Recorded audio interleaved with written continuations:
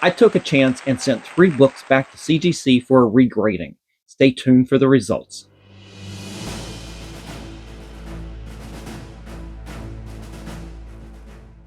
Welcome back, comic book fans. It's Rusty again with Collector Auctions, and today I've got a CGC unboxing. But in this unboxing, we've got 3 books that I sent back to CGC after they had previously graded it. I wasn't happy with the grades. I felt like they all needed a little bit of work. Another clean and press, I think, would have helped all 3 of them, but I had to send them back in their cases to CGC because all 3 of these were signed at a CGC Signature Series event. So that prevented me from opening these up. I had to send it back in. I took a chance on these 3. We let CCS work on the books, and hopefully we're getting a grade bump. And one of these, especially, it was the narrowest of margins. It was a 9.6 on one of these, and I just felt like just a little bit of a clean and press, just a little bit, get a couple of those little creases out, and I think we could have gotten that 9.8. So I took a chance on that one. And the other 2 were a little bit lower than I even expected. One of them I didn't even think needed a clean and press. I thought it was a poor grade, but I went ahead and I paid for this. And it wasn't super expensive because it was only the 3 books. But if I get grade bumps on these, there's definitely be worth it. And I don't know what the grades are. I didn't look. It's going to be a shock. We're going to open this thing up and we're going to find out if this worked. And if it did work, I've actually got a couple of other Signature Series books that didn't quite meet that grade that I expected. And I may try this again on a second occasion, but we're going to see how this did first. And we'll hold our breath and we'll see how we do. But before we get into the box here, guys, definitely hit that like button, slap the subscribe, and click on that notification bell. That way you guys will be notified whenever I put out one of my episodes. Usually it's every Monday and Friday at 10 a.m. Usually I'm on there with a live chat as well. So if you want to watch the show and talk and chat and ask questions at the same time, it's pretty cool. Just about every show I do that with. So you guys are always welcome on the channel. I look forward to talking to you in those cases. But enough of that. I'm rambling again. Let's stop. Let's get the knife. Let's open this up. Let's see how we did. All right, guys. We've got the box. I've got the knife. Let's open this thing up. Let's hold our breath a little bit. Let's savor this anticipation here. I think you guys have seen all these books except for one. And I'll go into the story and I'll talk a little bit about that and one of the reasons why you probably haven't seen it on this channel before. But we'll wait till we get to that book. So we got 3 books in here. It is bubble wrapped. I'll show you there. It's got the rubber band holding the books together. We will do this without actually looking at the books. Big piece of bubble wrap there. I'm going to just move this a little bit. Okay, we're on the bottom. Let me see if I've got the... Okay, we got the back of the books. And they're in front of me now. They're in the bags. I'll pull these out one at a time and we'll go through these and we'll see how we did. All right. We'll start with the book that you haven't seen on this channel before, and I will talk to you about it. Let me just show it to you. It is Batman 609. And this is I believe it's the first appearance of, what is it? Thomas Elliott? Is that who? Hush, right? That's his first appearance during the Hush storyline. You've got this wonderful Jim Lee Poison Ivy cover and story in this one here. And I ended up taking this last October to the Baltimore Comic-Con when Jim Lee was there doing the signing, and I submitted it to get it sent into CGC through the facilitator who was holding that signing with CGC, or excuse me, with Jim Lee. And I had this and one other book that I'd had Jim Lee sign, and we had them graded. And I was not happy with either one of them, and I didn't really agree with the grade. And the original grade was a 9.4, and they didn't give me notes. And I took a look as close as I could at this, and I really couldn't see any faults in this. So this is one of those cases where it's like, fine, I'm going to send it back in, just like the other two books here. I'm going to send it back in. We're going to see if we can get a grade bump. I don't know. I mean, I could be, granted, it was only 3 books. I'm not going to waste a lot of money. It wasn't one of these big 25 book orders or anything like that that I did a year, or I guess last year I was doing a lot of those. This was 3 books. I didn't mind spending this money on these books right here just to see if I could get this bump, because at a 9.4 it wasn't worth it. Was I could have sold it at a 9.4 and probably broken even at that point, considering it was with the grading fee plus the signing fee for Jim Lee. I don't know. It was one of those. And here's the reason you didn't see it. I had those 2 books and I wasn't happy with it at all. And I filmed the video, I filmed the show, and I really got emotional. And I didn't really like the way that episode was coming out. And I decided just to put it in a can. So you guys will probably never see that episode. I let loose a few expletives in that video, and I realized that I'm probably a lot more positive on this channel than I am negative, and that's just something I didn't feel like I needed to put out there.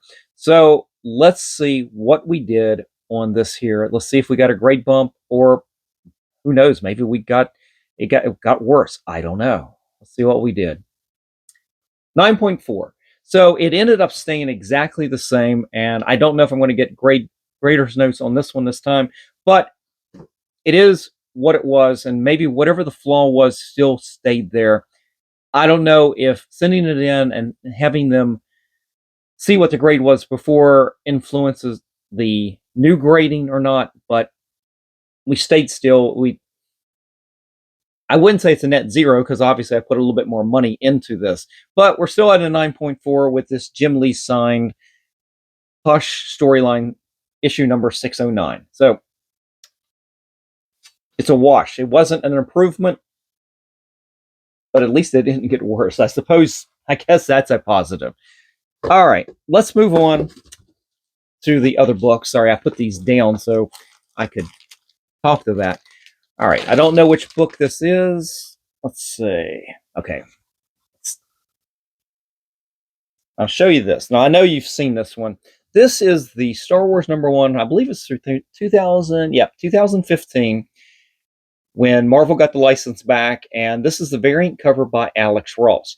And Alex Ross, I mean, I got to be honest, when Alex Ross was doing the signing at CGC, I was going through which books do I think would be like the most iconic Alex Ross covers that there are. And I was thinking about in terms of what I want for the PC and what people might really want if I got multiple copies.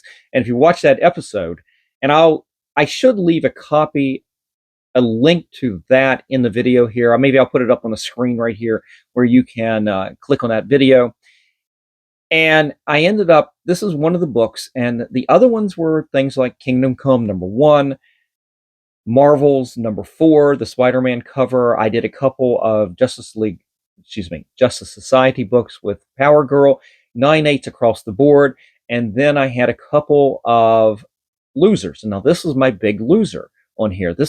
And honestly, this was not even on my radar until I started researching Alex Ross and some of the most iconic covers. And I saw this and I'm going, wow, this is one of the best works I've ever seen him do. And as much as I would have liked to send in some of these timeless covers that he's been doing over the last few years, heroes and villains now, this right here the illustration has more depth, I think, than a lot of his work does. And yeah, his work is very realistic, but this cover right here is just, I think it took it to another level. And I was lucky enough to find this from one of my favorite dealers, Groundbreaking Comics, at a local show here in Baltimore. Just as I was getting ready to send in books to this, and even on the video, I said that this book right here was the one that wasn't going to get that 9.8. It was a little rough on that edge over there. I felt like it could have come out. I felt like I did a pretty good job getting it out. I was hoping for at least a 9.6, and I ended up getting a 9.0. And that really just, wow. It honestly, it made this book kind of worthless at that point. And this was kind of a no-brainer to send in and see if I can get an improvement on this. I don't know how I did here. I still haven't peeked to see what we did, but anything over that 9.0 is going to be an improvement. I don't know. Let's just see. Let's just see. Wow. That right there was what I originally thought this book was going to get. As I said, there was a little bit of a tick. It wasn't color breaking, but it was a tick that that wasn't going to come out, and it was very minor. And this is what I kind of expected this book to be. This takes it back into the more respectable range of what I had hoped for, and got a win right here, guys. I mean, yeah, I would have loved to get this up to a 9.8. It is a modern book after all, but this is the only copy I could find when I was out there looking at the time when they were getting ready for the Alex Ross signing. So, got to say, that right there was a big improvement over a 9.0. What's funny is I can still see the tick. It's right there under the X-wing fighter. Yeah, it's still there. Actually, I'm sitting here looking, and there's definitely some non-color breaking creases. I mean, there's several right there. It's not much of an improvement, but very good. Got a 9.8 on that. I guess I should be 9.6 on that. That's where I thought I was. And obviously, I would not have sent it in to try to get a grade bump if I had gotten that on the original time. All right, last book right here. And it was during that same Alex Ross signing. This was the other book that I was not happy with, but it was still a really good grade. But this is one of those books. I sent this in more for a resale consideration than actually keeping it, although I really love this cover. It is Marvel's number 0, and this right here was more of a book that talked about and showed off a lot of the preliminary artwork and the finished artwork that Alex Ross did for the Marvel's miniseries. And I love this cover here. You've got I think at the time I said you've got people from the Daily Bugle, but I think it's just an office building people out there watching the classic fight between the Green Goblin and Spider-Man. Now, of course, this story centers around the death of the Green Goblin, the death of Gwen Stacy, issue 121 and 122 of Spider-Man. It takes part in that period of history in Marvel continuity. And I got this because I figured, I mean, it was a super great copy. In fact, I had a couple of these, and I thought this was the best copy, and it probably was. And I ended up getting a 9.6 on it, and I was not happy with that. Ended up being a couple little non-color breaking creases over there. I thought that it knocked down, and I felt like with another quick press, a little bit of work on that spine, I felt like it could get a 9.8. And that's why I did this one. And it was, I don't remember the exact price, but there was a significant price jump to getting a 9.8 on this one, just like most books. But I go to the trouble to get this thing signed.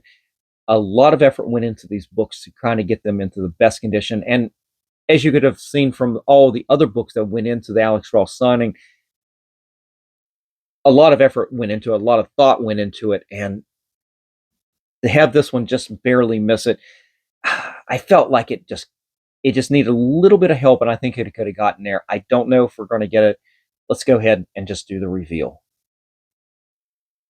Okay, we stayed exactly where we were. So I guess we got 2 holds and a grade bump overall. What's my thoughts on this?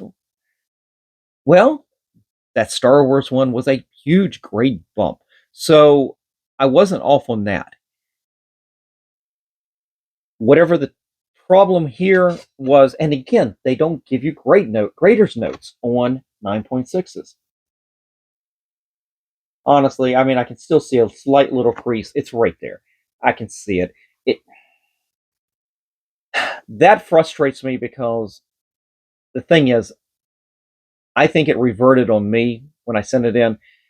I mean, I know I can get that back out again. I'm sorry, I'm making the lights are messing up there, but I think that's one I could get out. I just don't know if it would revert back, and that's my issue right here. I think this book is still a 9.8 candidate.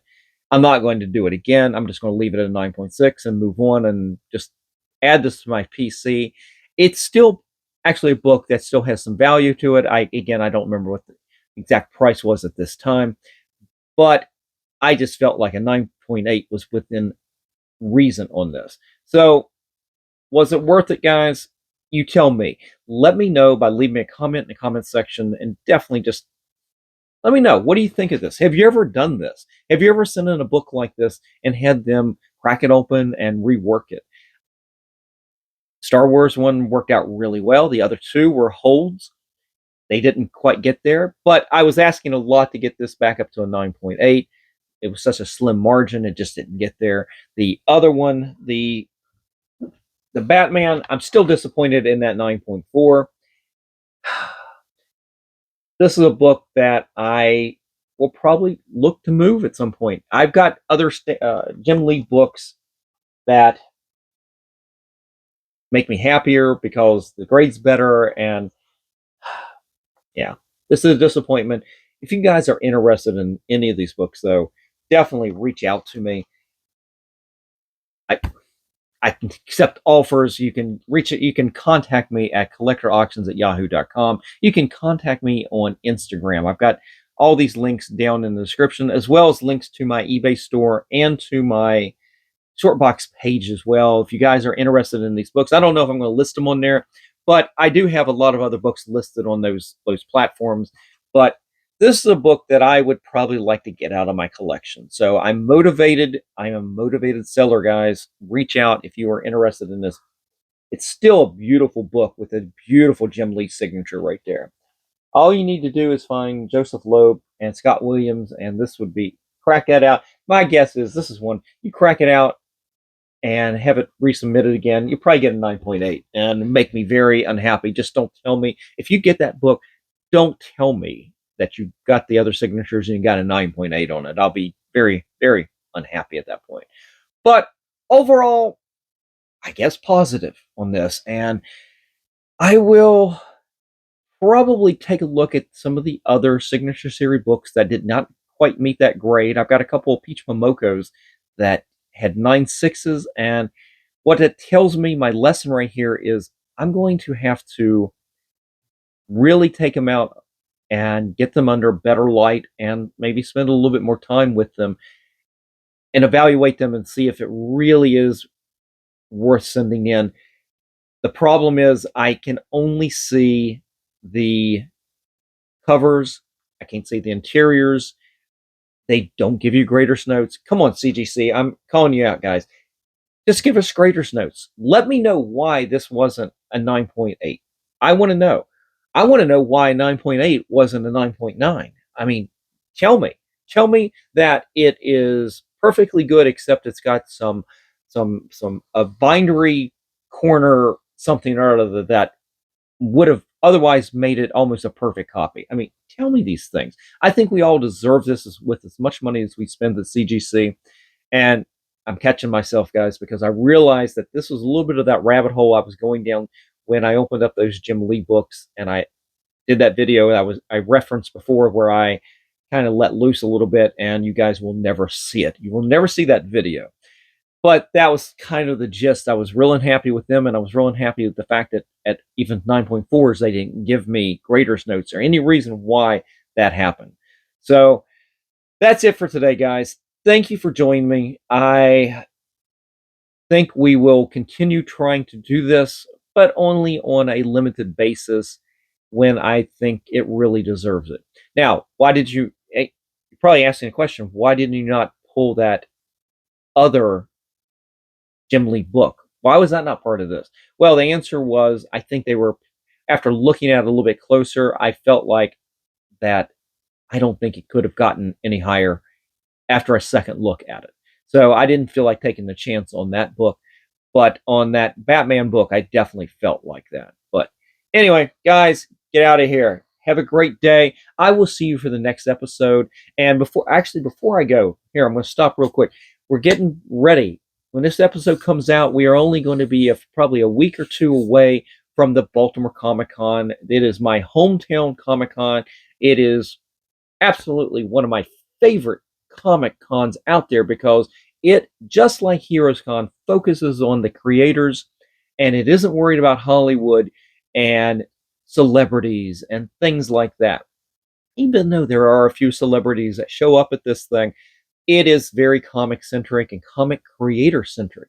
And I look forward to going this year. I will be there for all 3 days. I hope you guys will look me up. I would love to get together with you guys. Just reach out to me if you're going to be down at the show. I know that Bronze and Modern Gods is going to be there. I know they're going to be there, and I'm hoping that Jim from Bronzeville Comics will make the trip down from the north and come down, and from the northeast, I should say, and come down. I don't know what other YouTubers are going to be there. I expect my local guys to be there, but if anybody's out of town and they want to get together, reach out to me. I'd love to organize something, and who knows what will be there. But anybody who watches this channel, if you're going to be at the show, just reach out to me. Let me know you're going to be there, and I'd be glad to meet up with you. So that's it. Enough of that. Guys, get out of here. I will see you in the next episode. And remember, guys, every comic has a story.